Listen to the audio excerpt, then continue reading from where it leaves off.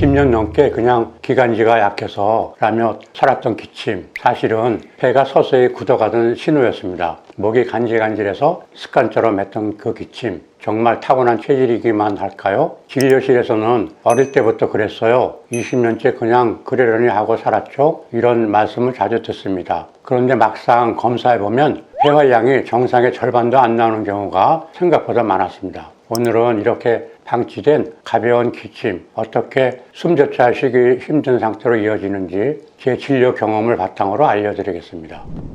안녕하세요. 편안한 숨을 되찾는 공간 숨퇴의 김남성 원장입니다. 60만 명 넘는 호흡기 환자들을 진료해보며 기침을 너무 오래 방치한 분들이 많이 봤습니다. 한 분은 30년 가까이 체질이라 그렇다며 기침을 넘겨오셨는데 폐 기능이 절반 이하로 떨어진 상태였습니다. 기침을 단순한 체질 문제로 여기고 병원을 늦게 찾는 경우가 참 많습니다. 하지만 만성 기침은 폐가 굳고 기도가 좁아지는 과정일 수 있습니다. 결국 숨전차 쉬기 힘든 상태로 이어질 수 있어요. 오늘은 그런 기침이 어떤 위험을 의미하는지 임상 경험 바탕으로 알려드리겠습니다. 오랫동안 체질이에요 라고 여겨온 기침에 대해서 한번 여쭤보고 싶어요. 사실은 많은 분들이 10년, 20년 기침을 달고 살면서 좀 큰 불편함 없이 지내고 계시잖아요. 이런 기침은 좀 어떻게 보세요?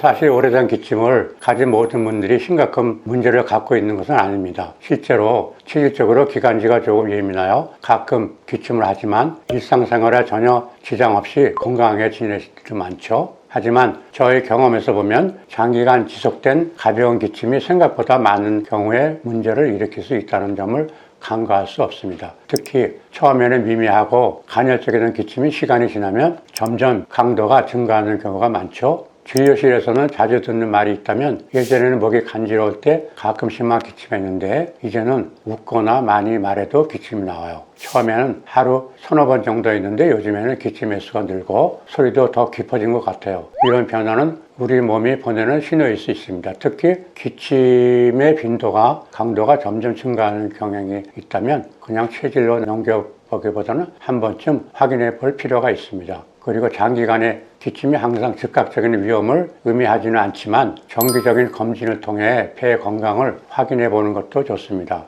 저희 한의원에서 검진을 받으신 분들 중 20년 이상 그냥 기침 체질이라고 여겼던 기침을 가진 분들 어느 정도의 폐 기능 저하를 보였습니다. 물론 나머지 분들도 정상 범위의 폐 기능을 유지하고 계셨죠. 그러면 모두가 심각한 건 아닌데 장기간 기침을 그냥 넘기는 것보다는 한 번쯤 검진받는 게 좀 좋겠네요. 그러면 이제 어떤 경우에 더 좀 주의해야 될까요? 오래된 기침 중에도 주의가 필요한 몇 가지 패턴이 있습니다. 첫 번째는 시간이 지날수록 기침의 양상이 변하는 경우입니다. 예를 들어 처음에는 가볍게 콜록거리는 정도였다가 점차 깊고 거친 기침으로 바뀌거나 기침의 빈도가 점점 늘어나는 경우는 주의가 필요합니다. 두 번째는 가래의 변화가 있는 경우입니다. 많은 가래가 노랗거나 초록색으로 변하거나 가래 양이 점점 많아지는 경우 또는 가래에 피가 섞이는 경우 즉시 검진을 받아야 합니다. 세 번째는 일상 활동 중 숨이 차는 증상이 새롭게 나타나거나 악화되는 경우입니다. 예전에는 괜찮았던 계단 오르기나 빠른 걷기에 숨이 차기 시작한다면 이는 폐 기능이 저하되고 있다는 신호일 수 있습니다.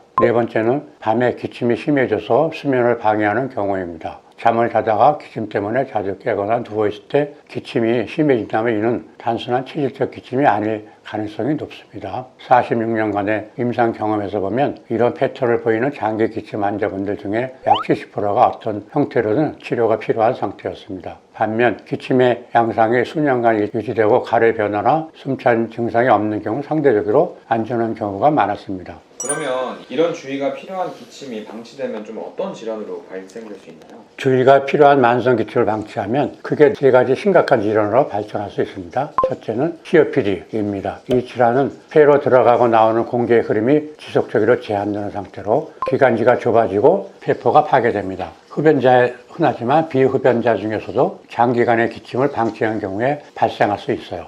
둘째는 폐섬유화증입니다. 폐 조직이 딱딱하게 굳어가는 질환으로 한번 손상된 폐 조직은 회복이 어렵게 됩니다. 초기에는 운동할 때만 숨이 차다가 점차 일상적인 활동에도 호흡곤란을 느끼게 됩니다. 셋째는 기관지 확장증으로 기관지가 비정상적으로 확장되어 가래가 고이고 반복적인 감염이 발생합니다. 이 질환은 반복적인 폐렴이나 기관지염의 원인이 될 수 있습니다. 물론 이런 질환으로 진행되는 것은 모든 만성 기침 환자에게 해당되는 것은 아닙니다. 실제로 10명 이상 기침을 방치한 환자 중 10명 중 3명 정도는 이런 질환으로 진행되었지만 이는 반대로 말하면 절반 이상은 큰 문제 없이 지내셨다는 의미이기도 합니다. 중요한 것은 초기에 적절한 진단과 치료를 받으면 이런 심각한 질환으로 진행을 막을 수 있다는 점인데요. 그래서 오랜 기침이 있다면 한 번쯤은 전문가의 검진을 받아보는 것이 좋겠습니다. 10년, 20년 지속된 오래된 기침이 있는 분들은 어떻게 관리하고 좀 치료해야 될까요?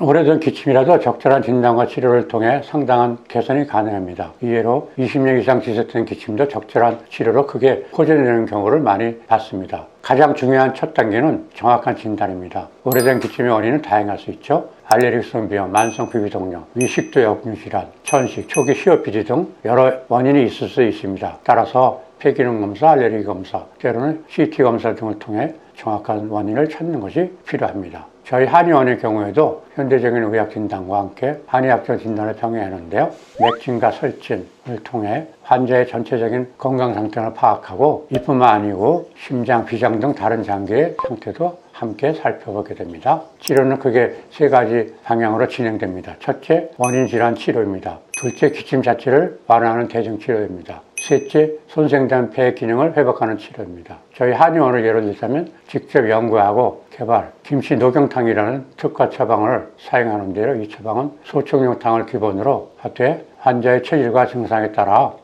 25가지에서 35가지 약재를 맞춤 배합합니다. 이 처방으로 치료받은 10년 이상 지속된 만성 기침 환자의 많은 분들이 3개월 내에 기침 빈도와 강도가 50% 이상 감소하는 결과를 보이기도 했죠. 또한 한약 치료와 함께 침치료, 뜸치료, 호흡 재활 운동 등을 병행하여 통합적인 접근을 하는 게 중요합니다. 특히 호흡 재활 운동은 손상된 폐 기능을 최대한 활용하고 호흡 근육을 강화하는 데 큰 도움이 됩니다. 일상생활에서도 관리도 중요한데요. 첫째는 가습기를 사용하여 적절한 습도를 유지하는 것이 좋고요. 두 번째는 차가운 공기를 직접 마시지 않도록 주의합니다. 세 번째는 알레르겐을 피하고 실내 공기질을 관리하는 것이 중요합니다. 결론적으로 오래된 기침이라도 포기하지 마시고 정확한 진단과 적절한 치료를 통해 증상을 개선할 수 있습니다. 특히 기침이 3주 이상 지속된다면 혼자 참지 마시고 꼭 전문의의 치료를 받아보시기 바랍니다.